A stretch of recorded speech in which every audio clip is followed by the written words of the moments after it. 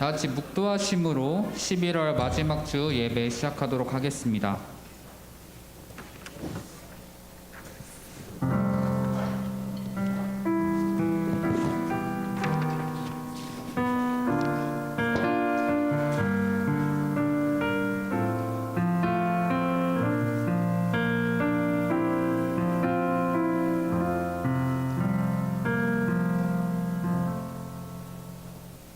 전능하사 천지를 만드신 하나님 아버지를 내가 믿사오며 그 외아들 우리 주 예수 그리스도를 믿사오니 이는 성령으로 잉태하사 동정령 마리에게 나시고 본디오 빌라도에게 고난을 받으사 십자가에 못 박혀 죽으시고 장사한 지 사흘 만에 죽은 자 가운데서 다시 살아나시며 하늘에 오르사 전능하신 하나님 우편에 앉아 계시다가 저리로서 산자와 죽은 자를 심판하러 오시리라. 성령을 믿사오며 거룩한 공예와 성도가 서로 교통하는 것과 죄를 사하여 주시는 것과 몸이 다시 사는 것과 영원히 사는 것을 믿사옵나이다. 아멘. 오늘 이 자리 가운데 오신 여러분을 환영하고 축복합니다. 시간 같이 주님을 찬양하는 은혜로운 시간이 되었으면 좋겠습니다.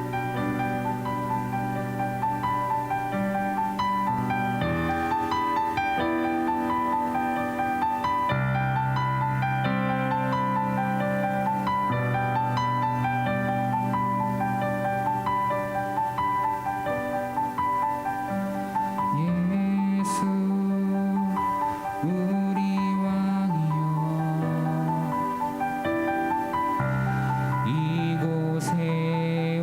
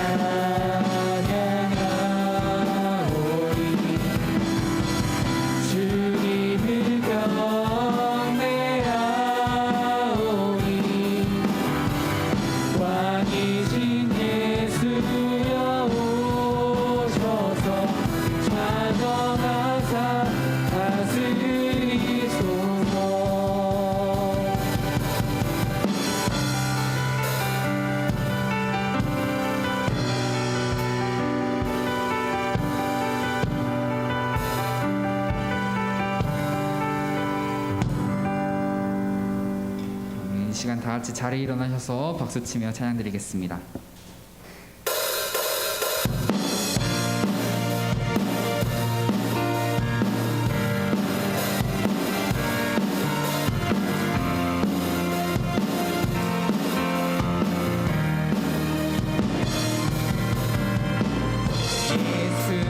열방의 소망 예수 우리의 위로자 주님 땅의 영원한 소망 예수 어둠 속의 빛 예수 어둠 속의 빛 예수 변함없는 진리 주님 땅의 빛이 되시네 우리 위에 죽으시고 다시 생명의 주 우리 위에 죽으시고 다시 생명의 주 주님만이 소망이요 변함없는 반석이라 주님만이 온 세상을 이끄시네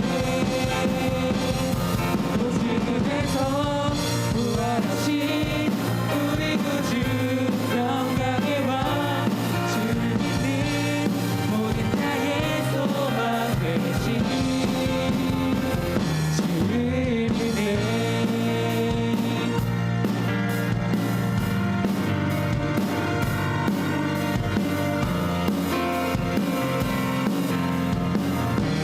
예수 열방의 소망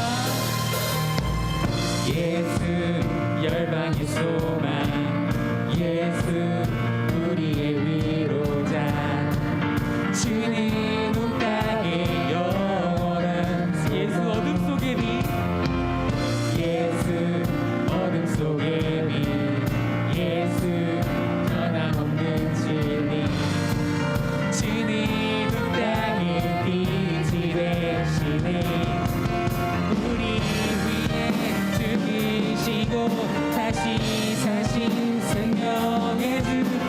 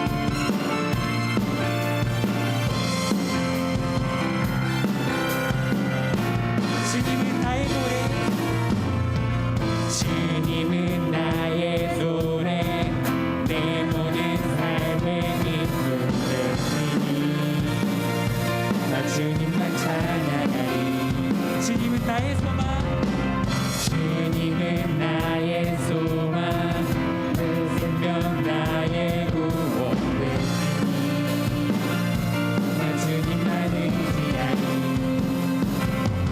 매일 주님 앞에 기쁨으로 나의 삶 드리며 주의 말씀 따라 주와 함께 걸으리 나의 삶 주 안에 전과 같은 하시 주 나의 모든 것 되시네 나의 삶 주만 높이네 나의 삶 주만 높이네 나의 그 이루신 나의 모든 삶을 매일 주님 앞에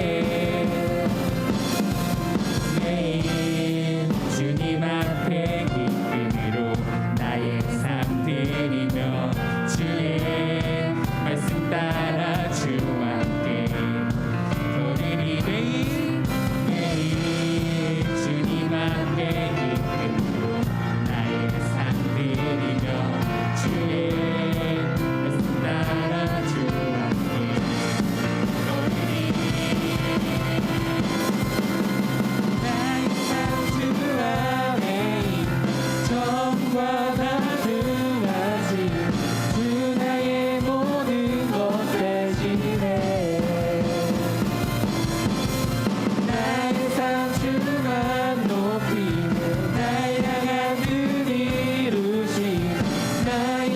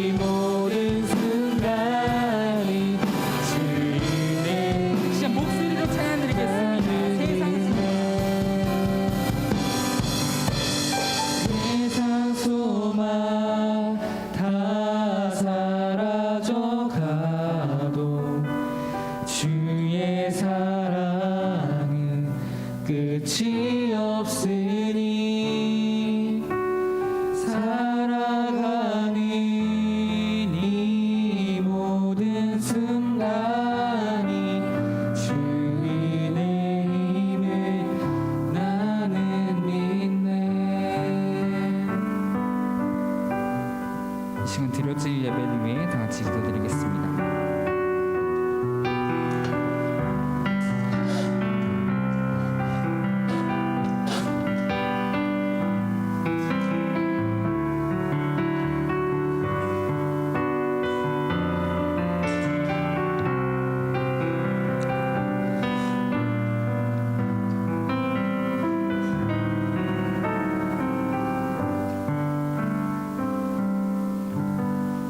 기도드리시겠습니다.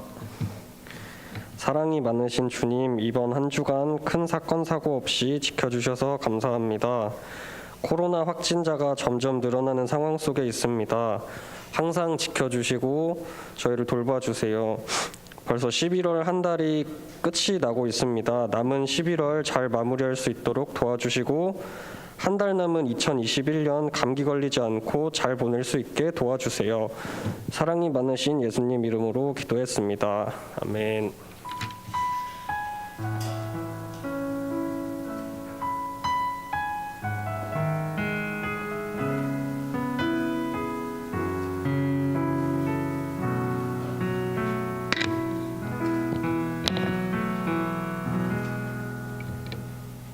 오늘 읽으실 말씀은 마태복음 21장 1절에서 11절 말씀입니다.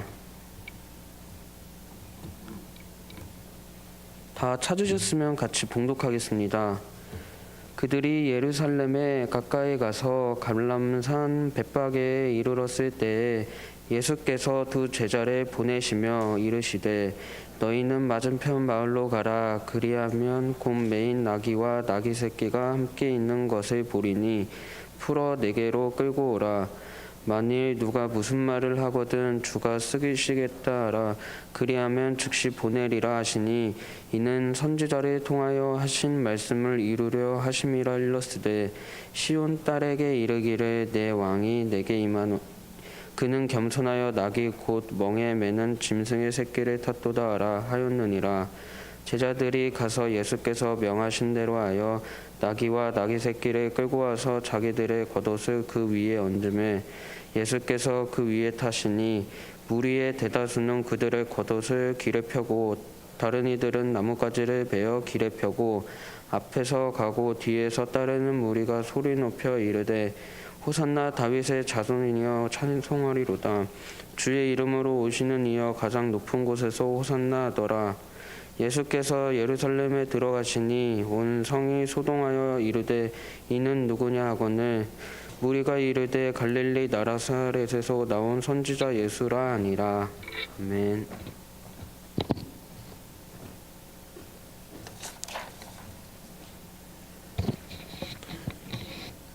오늘도 이렇게 청년예배 오신 모든 행복한 교회 청년 여러분들을 주님의 이름으로 축복합니다. 오늘은 대림절 첫째 주일입니다. 교회 입구 들어서면서부터 성탄 장식이나 트리 또한 예배당의 좌우측을 보시면 장식들이 걸려 있습니다. 그리고 또한 대림절 초들을 보고 있으면 참 많은 생각이 들기도 해요. 금요일에 교회 집사님들과 권사님들이 오셔서 이제 하루 종일 이 장식들을 손수 붙이고 재료를 사서 만들어낸 장식들이죠. 곧 있으면 거리에서 이제 크리스마스에 대한 그런 캐럴이 울려 퍼지기도 할 거고 이곳저곳에서 크리스마스 트리나 장식들을 찾아볼 수 있습니다. 그러면서 우리 마음도 조금씩 설레기도 하는데요. 우리 청년들은 이 크리스마스가 다가올 때 어떠한 마음이 드나요? 가족들이나 친구 또 연인끼리 선물을 주고받기도 하기 때문에 설레기도 하겠지만 우리 그리스도인들은 무엇보다 이제 앞으로 탄생하실 우리 아기 예수님을 설레는 마음으로 기다릴 수 있어야겠죠. 사실 대다수의 사람들에게 대림절보다는 그 모든 포커스나 그런 시선이 성탄절에 맞춰져 있기 때문입니다. 교회에 다니고 안 다니고를 떠나서 이 성탄절, 크리스마스는 전 세계인의 축제이기 때문인데요. 크리스찬들에게 성탄은 바로 이 대림절, 오늘 우리가 지키는 이 절기, 대림절로부터 시작합니다. 대림절은 바로 예수 그리스도가 이 땅에 오시는 것을 기다리며 예배하는 절기를 뜻합니다. 그러한 대림절이 시작되는 이 첫 주일, 우리는 예수님께서 예루살렘에 입성하시는 그러한 내용에 대해서 함께 말씀을 읽었습니다. 흔히 우리가 알고 있는 예수님께서 예루살렘에 입성하실 때 많은 사람들이 종려나무가지를 흔들면서 예수님이 입성하시는 그 장면을 전하고 있는 말씀입니다. 사람들은 오랜 기간 동안 자신을 구원해 줄 메시아의 존재를 기다렸습니다. 자신들의 전통 속에서 먼 훗날 옛날부터 예언되었던 그런 메시아를 기다렸던 거죠. 그렇기에 예수님의 예루살렘 입성을 그들은 열렬히 반겼던 것입니다. 예수님의 이러한 예루살렘 입성 사건은 모든 복음서들이 공통적으로 전하고 있는 이야기예요.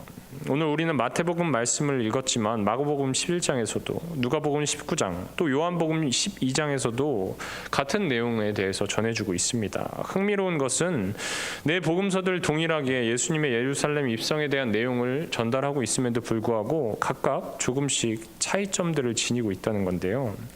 각각의 복음서가 지니고 있는 신학적인 그런 특성이 있기 때문이에요. 신학적인 특성이라고 하니까 되게 어려운 말처럼 느껴질 수도 있지만 이는 어려운 말이 아니라 복음서마다 각각의 시선에 따라서 또 강조하고자 하는 점들에 따라서 의도와 방법의 차이가 조금씩 있다는 것을 말합니다.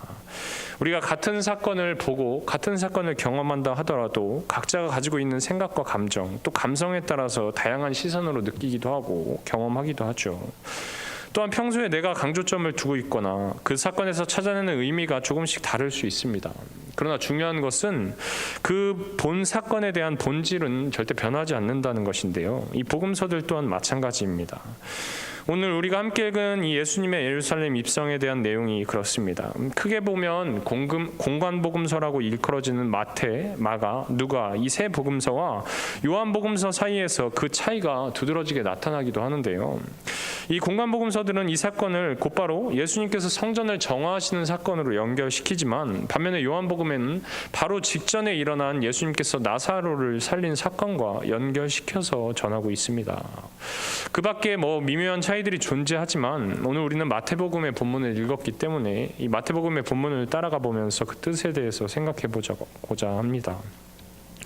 이제 중요한 것은 예수님의 예루살렘 입성을 전하고 있는 이 모든 복음서에서 공통되는 점은 바로 예수 그리스도가 구약 시대부터 전해져 온 예언의 성취라는 사실입니다. 구약의 예언서 스가랴가 전하는 예언인데요. 구약 성경 스가랴 9장 9절 말씀 우리 함께 읽어보겠습니다.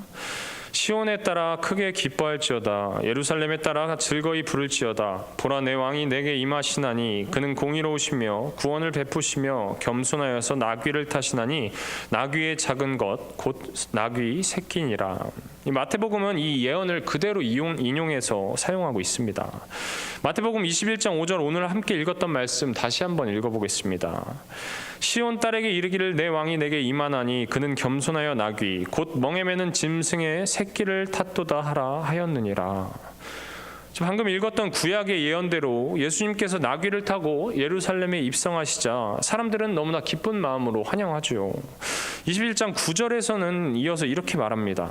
그리고 앞에 서서 가는 무리와 뒤따라오는 무리가 외쳤다. 호산나 다윗의 자손께 복되시다. 주님의 이름으로 오시는 분 더없이 높은 곳에서 호산나. 사람들은 호산나라고 외치고 있습니다. 이 호산나라는 뜻 우리가 잘 알고 있듯이 곧 구하여 주십시오를 외치면서 예수님이 오시는 것을 반기는 거예요. 그렇게 나귀를 타고 예루살렘에 입성하신 예수님을 사람들이 그렇게나 반겼다는 것은 그들이 기다리던 메시아를 만나게 되었다는 뜻이에요. 사람들의 마음이 공감하면서 그것에 동하고 있는 것이죠. 이는 오늘 읽은 본문 말씀의 전반부에 나오고 있는 상황 묘사를 통해서도 분명하게 확인할 수 있는 사실인데요. 나귀는 미리 예비되어 있었고 예수님께서 나귀를 타신다는 말에 별다른 설명이 없어도 사람들은 이해합니다. 주님을 위해 예비되어 있는 나귀를 끌고 올 때 누가 묻거든 주님께서 쓰시려 하십니다 라고 하면 별다른 말 없이 내어줄 것이라고 했고 과연 그 말대로 되었습니다. 그리고 마침내 나타나신 예수님을 보고 사람들은 자신이 입고 있던 겉옷을 바닥에 깔고 종려나무가지를 흔들면서 환영했습니다. 나귀를 타고 예루살렘으로 입성하시는 예수님, 거기에는 어떤 의미가 담겨 있는 걸까요? 앞서 말했던 것처럼 사실 사람들은 고통 속에서 살아가고 있던 괴로운 자신들을 구원해줄 메시아의 존재를 계속해서 오랫동안 기다려오고 있었습니다. 구약 시대부터 예언되었던 그러한 메시아입니다. 우리는 그러한 모습을 그림이나 사진으로 우리가 자주 볼 수 있었죠. 예수님이 나귀를 타고 들어오는 사진입니다. 오늘 주보에도 실려 있죠. 이러한 모습을 보면 요즘 말로 일종의 퍼포먼스를 보여주는 것 같이 보여지는데 우리는 이걸 어떻게 받아들여야 할까요?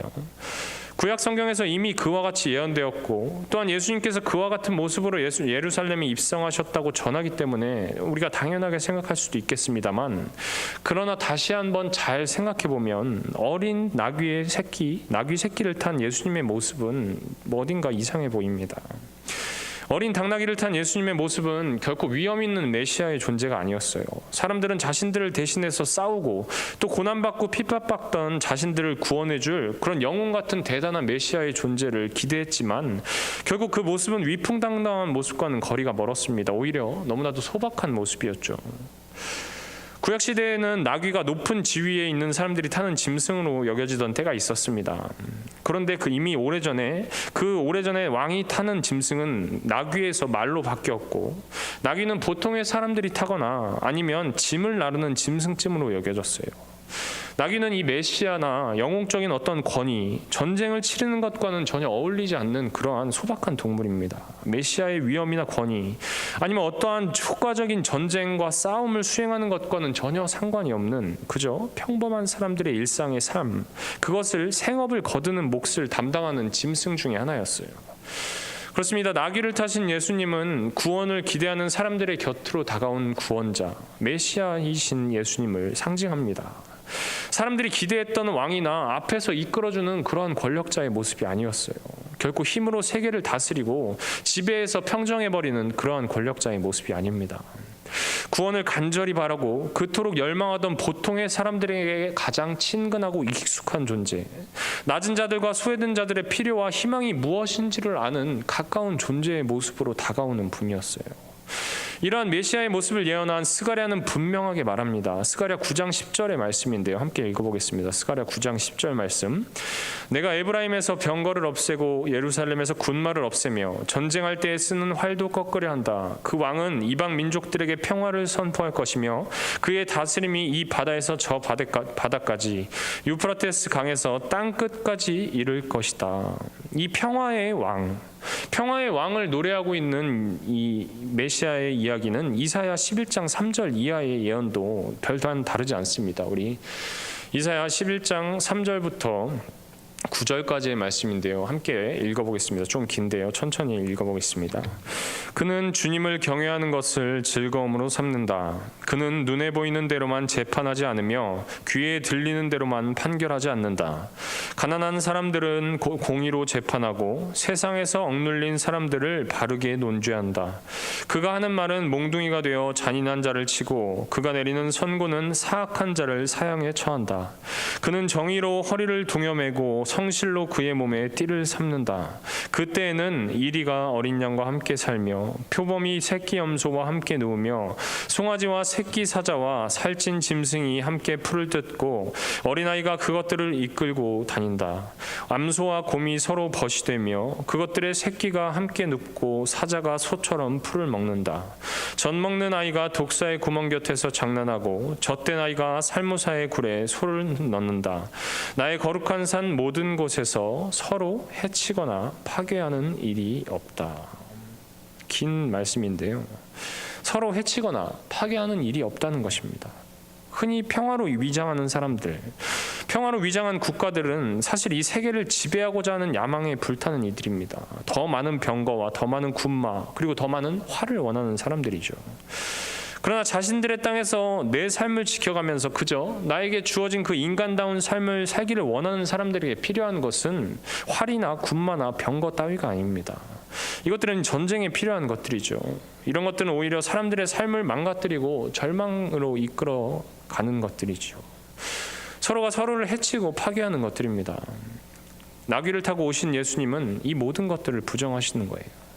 사람들의 일상의 삶 한복판에 찾아오시는 분이에요. 그들의 필요를 알고 그들의 곁으로 다가오시는 분입니다. 이런 허황된 환상을 심어주는 그런 메시아의 모습을 보여주시는 분이 아닙니다. 사람들에게 가장 절실하고 필요한 그 소망의, 희망의 마음이 무엇인지를 알고 그 소망을 이루어주고자 하시는 분이에요. 사람이 사람답게 사는 게 무엇인지를 일깨워주고 그들과 함께 하시려고 했던 분입니다. 자신의 삶의 소중함을 알고 그것을 누릴 수 있는 삶을 살 수 있다면 그것이 곧 구원을 맛보는 것이고 천국을 맛보는 삶이겠죠. 나귀를 타고 오시는 예수님은 진정으로 호산나라고 외치면서 사람들이 환영하는 것은 우리와 함께 하시는 예수님을 맞는 것이고 그 누구에게도 그 어떤 다른 타인의 힘, 다른 제도로부터 짓밟히거나 뭉개질 수 없는 삶에 대한 희망을 보여주는 그러한 예수님인 거예요. 누군가를 부정하거나 배제시켜야만 자신의 존재가 드러나는 그러한 배타적인 그러한 삶의 방식을 거부하고 서로가 서로를 감싸 안고 인정해 줌으로 각자 존재의 소중함을 실감하고 그것으로 기쁨을 누리는 삶을 사는 것.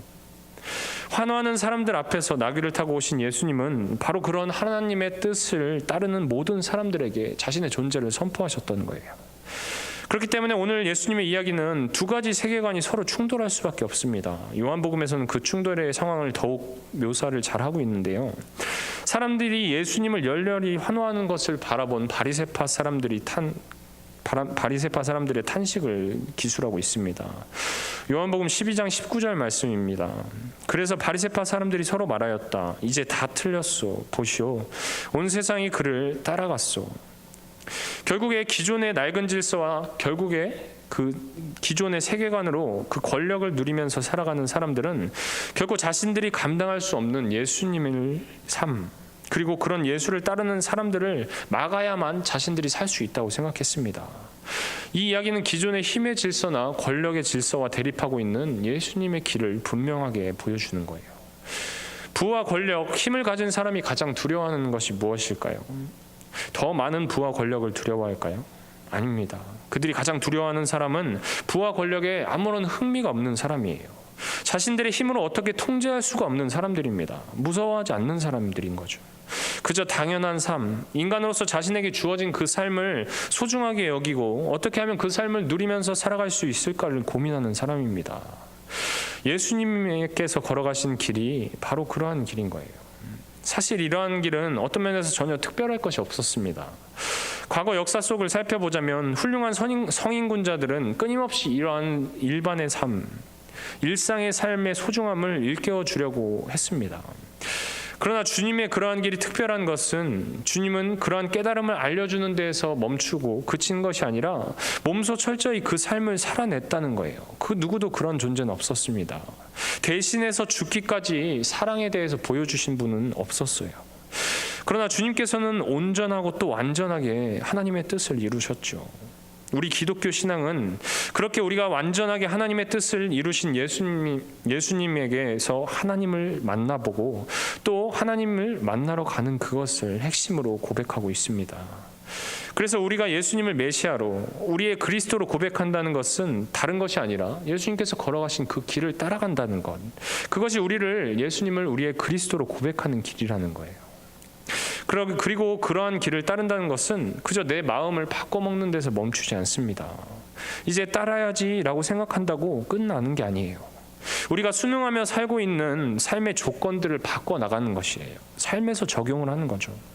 그에 걸맞는 새로운 각오로 내 삶을 살아가는 것, 그것을 뜻합니다. 어제 정민 청년 결혼식을 다녀오면서 이제 이상기 청년이 제 옆에 앉아서 뭐 이런저런 얘기를 나누면서 오며 갔는데 신호 대기 중인 그 배달하는 라이더분들이 보였습니다.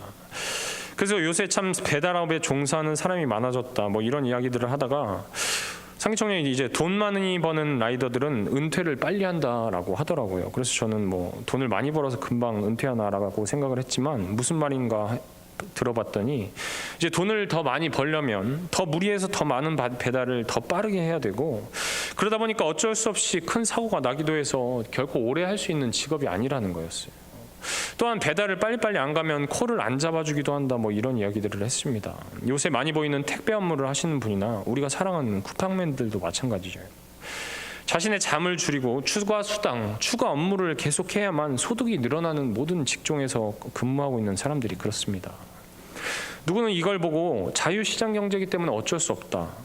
본인이 돈을 더 많이 벌고 싶으면 위험수당이든 생명수당이든 할 수 있는 한 열심히 더 많이 해야 하는 거고, 그거는 본인의 선택이고 본인의 자유지 않느냐라고 할 수도 있습니다.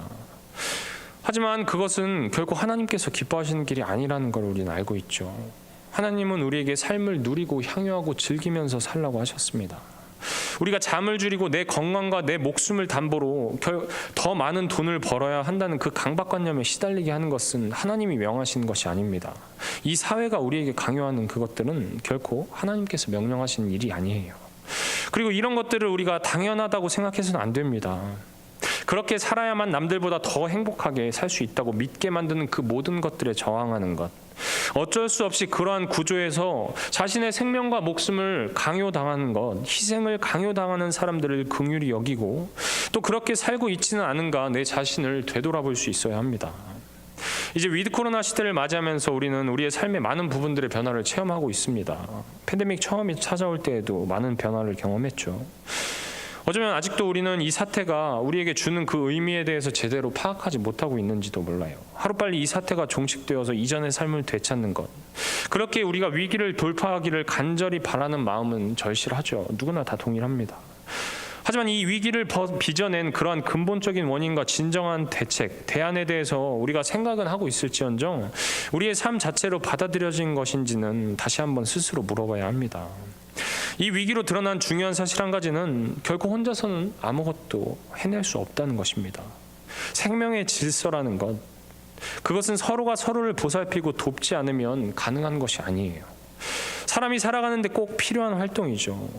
이 바이러스로 인해서 고통받는 지체들이 너무 많아졌고 아직도 여기저기서 신음소리가 들려옵니다. 초대교회 시대에 로마 사회에 전염병이 확산될 때 그리스도인들은 감염률이 낮은 것으로 알려져 있습니다. 왜 그랬을까요? 그들의 믿음이 좋아서였을까요? 물론 그렇다고도 할 수 있겠죠. 근데 그 믿음은 다른 종류의 믿음이 아니었어요. 그리스도의 사랑을 구현하면서 살기 위해서 어려운 처지에 있는 이웃들을 돌보는 데 헌신한 것이었어요. 고통받고 소외된 사람들을 돌보고 서로 건강을 지킬 수 있도록 서로가 도와주고 협력한 것이 그 비결이었습니다. 사람들에게 절실히 필요한 것을 서로 충족시켜주는 삶, 그것이 진정한 그리스도의 길을 걸어가는 것이었어요. 오늘 우리가 예수 그리스도의 길을 따른다고 고백할 때 이 땅의 교회가, 이 사회가, 이 세계가 직면한 문제들에 대한 대안에 대해서 제시할 수 있어야 합니다. 그 선봉에 교회가 있어야 하는 것이에요. 그 맨 앞자리에 그리스도인들이 있어야 한다는 거예요. 그 가운데 하나가 서로가 서로를 돌보고 또 생명을 위해서 협력하고 연대할 수 있는 분위기와 제도들을 우리가 만들어 나가는 거예요. 이것은 결코 어쩔 수 없다는 말로 그저 외면해버리고 끝날 수 있는 일이 아닙니다. 사람들에게 가장 절실한 필요, 그런 것에 응하는 구원자로서 가장 친근한 모습으로 우리에게 다가오시는 예수 그리스도를 맞이하는 것입니다. 그 뜻을 우리의 삶 가운데서 구현하고 예수님의 그러한 삶을 우리가 조금씩 닮아가며 살아가는 것이에요. 이제 곧 오실 주님을 기다리는 이 대림절 첫 주를 맞이해서 우리의 삶 속에 진정한 구원자이신 우리 예수 그리스도를 설레는 마음으로 맞이할 수 있는 저와 여러분이 되기를 주님의 이름으로 함께 축원해 드립니다. 기도하겠습니다. 사랑의 주님, 우리 이 시대가 아직도 고통과 외로움과 슬픔에 울부짖는 영혼들이 많이 있습니다. 그러나 우리가 어려울 때일수록 우리 주님을 바라보기 원합니다. 주님께서 걸어가셨던 그 길을 기억하고 우리도 그 주님을 따라서 뒤를 함께 걸어갈 수 있는 그러한 그리스도인들이 될 수 있게 주님 도와주시옵소서. 우리가 주어진 것에 그저 순응하고 적응하면서 사는 것이 아니라 그것이 하나님께서 걸어가라고 하신 그 길이 아니라면 단호하게 잘라내고 단호하게 완강하게 거부할 수 있는 그러한 용기를 우리에게 허락하여 주시옵소서. 준비하는 것도 많고 또 공부하는 것도 많은 이 시기에 주님께서 주님의 길을 따라갈 수 있도록 인도하여 주시옵고 언제나 그 길을 따라서 걸어가고자 하는 우리 그리스도인 청년들을 주님께서 이끌어 주시옵소서. 예수님의 이름으로 기도드렸습니다. 아멘. 봉헌하겠습니다.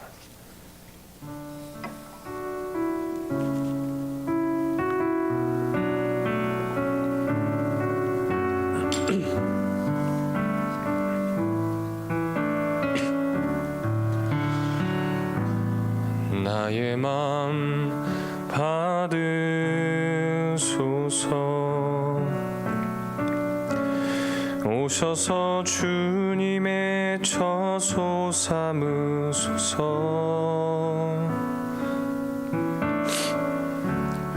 나의 전부이신 주여 내 마음은 받아주소서. 나의 마음 받으소서. 나의 마음 받으소서.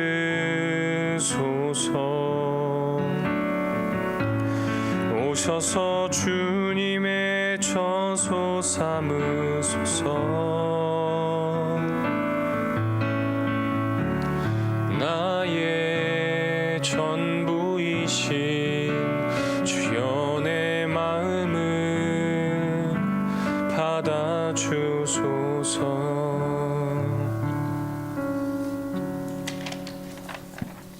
네, 교회 소식 전해드리겠습니다. 행복한교회 청년예배 오신 분들을 주님의 이름으로 환영합니다. 저희 예배 매주 1시 40분에 본당에서 드려지고요. 유튜브로도 함께 드려지고 있습니다. 다음 주 예배 후에 성탄 찬양 연습이 있습니다. 저희가 매년 원래 성탄절이 되면 각 부서별로 특송이나 뭐 율동을 준비해서 발표를 했었는데 올해는 예전에 하던 것처럼 한 자리에 모여서 진행이 될 것 같지는 않아요. 그래도 대신 이제 아마 제가 듣기로는 셀별로 영상을 찍는 방법으로 해서 진행이 된다고 저는 알고 있는데 그 연습을 이제 다음 주부터 시작해서 한 달간 준비하려는 것 같습니다. 그래서 다음 주에는 성탄 찬양이 연습이 있다는 걸 기억하시길 부탁드리고요. 오늘 예배 후에 찬양팀 연습도 함께 진행됩니다. 2022년 교회 사역자 모집합니다. 지금 이달 12월 다음 주 12월 한 달은 이제 계속해서 내년에 사역하실 분들을 모집하는 기간인데요. 청년분들도 함께 사역에 참여해 주시고 저희가 물론 예배도 이렇게 저희들끼리 따로 드리고 다른 성도님들을 볼 기회가 많이 없지만 그래도 저희도 이 교회 구성원으로서 저희가 할 수 있는 역할들을 감당을 해야 되는 그런 위치에 있다고 저는 생각을 해요. 그래서 여러분들이 시간과 여건이 허락하시는 대로 함께 사역에 참여해 주시면 좋을 것 같고 혹시 뭐 어떤 사역을 할 수 있는지 잘 모르겠다 하시는 분들은 목사님을 찾아가시면 목사님이 상세하게 잘 설명해 주실 겁니다. 그리고 네, 리더에 대해서도 말씀을 드리려고 하는데요. 저희 혹시 지금 이제 저희가 내년에 이제 함께 사역할 리더를 저희가 찾고 있는데 리더의 마음이 있으신 분이 계시다면 목사님이나 회장님께 연락을 해주시기를 부탁드리겠습니다. 또 말씀 묵상을 저희가 지금 하고 있어요. 매주 월요일부터 금요일까지 5일간 하고 있는데 말씀 묵상 시작한 지 벌써 한 달이 돼서 시상을 할 때가 왔더라고요. 그래서 이번 주 내로 말씀 묵상 지난 한 달간 말씀 묵상을 잘 참여해 주시고 성실하게 함께 해 주신 분들께 저희가 시상을 하도록 하겠습니다. 그리고 오늘 오랜만에 반가운 얼굴이 왔는데요. 저기 좀 뒤편에 앉았어요. 좀 늦게 와서. 그래서 고영인 청년이 오랜만에 휴가 나와서 왔는데요. 영인이가 군대에 갈 때가 코로나가 한창 심할 때라서 휴가를 잘 못 나와서 이제 얼굴을 자주 못 봤는데 오늘 오랜만에 나왔어요. 전역도 한 2달 정도밖에 안 남았다고 해서 이제 남은 기간이 얼마 남지 않았으니까 무사히 잘 마칠 수 있도록 조심히 건강하게 잘 마칠 수 있도록 네 저기 저렇게 앉아 있네요. 네, 무사히 군대 생활 잘 마칠 수 있도록 기도해 주시고 또 오늘 집에 가시는 길에 만나서 반갑게 인사해 주시면 좋을 것 같습니다. 이상입니다. 우리 셀별로 찬양 연습한다고 하셨는데 우리 청년부 전체로 해서 한 곡을 5분 내외로 준비하겠습니다. 그래서 리더나 임원들이랑 의견을 나눠서 곡을 선정한 후에 다음 주 예배 후에 연습을 하고 그 다음 주도 한 번 더 연습을 하고 그 다음 주에 영상을 찍어서 교회에 제출하면 이제 교육부서, 유치부, 어린이부, 청소년부, 청년부 이렇게 4개 부서에서 영상 1개를 20분 분량으로 만들어서 성탄 당일 예배 때 트는 걸로 진행이 될 겁니다. 그러니까 우리 꼭 많이 참여해 주시고 주중에 만약에 곡을 보내드리면 많이 들어오시면 연습하는데 훨씬 수월하겠죠. 그래서 우리 성탄 잘 준비할 수 있도록 하겠습니다. 우리 함께 다 같이 일어나서 결전 찬양 부르신 후에 기도하겠습니다.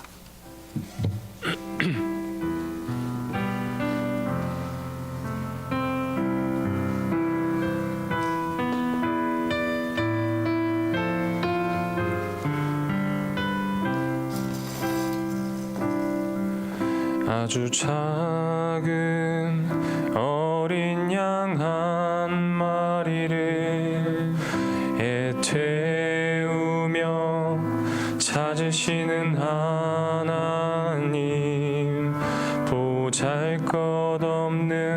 과부의 헌금을 넉넉히 받으시는 하나님, 강을 따라 버려진 한 아이를 지도자로 세우시는 하나님, 일꾼들이 쓰다 남은 버린 돌로 머릿돌을 삼으시는 하나님, 가장 낮은 이들을 하늘 높이 올려서 하늘 아래 모든 권세 부끄럽게 하시네.